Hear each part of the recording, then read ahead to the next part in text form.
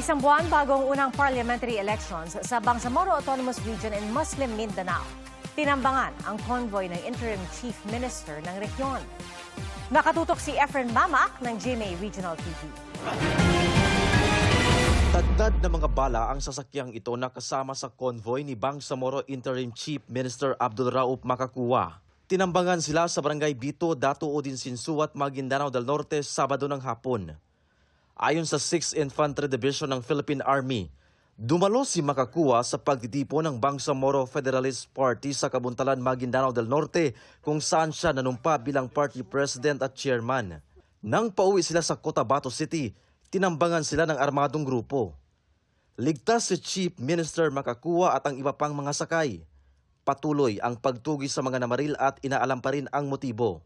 Hindi lang natin masabi pa kung ito ba ay related sa election period or may iba pang motive.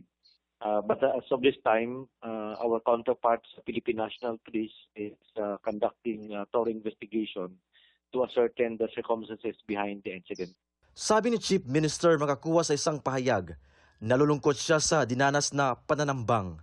Pero anya, hindi ito magiging hadlang para makamtan ang democratic progress at hindi nito mapapahina ang Bangsamoro parliamentary elections. Kinondena ni Pangulong Bongbong Marcos ang insidente at inatasan ng mga otoridad na paigtingin ang seguridad sa Bangsamoro at malalimang imbestigahan ang pananambang para mapanagot ang mga nasa likod nito. Si Lanao del Sur 1st District Representative Zia Alonto Adyong nanawagan ng mabilis at kompletong investigasyon para mapanagot ang nasa likod ng ambush.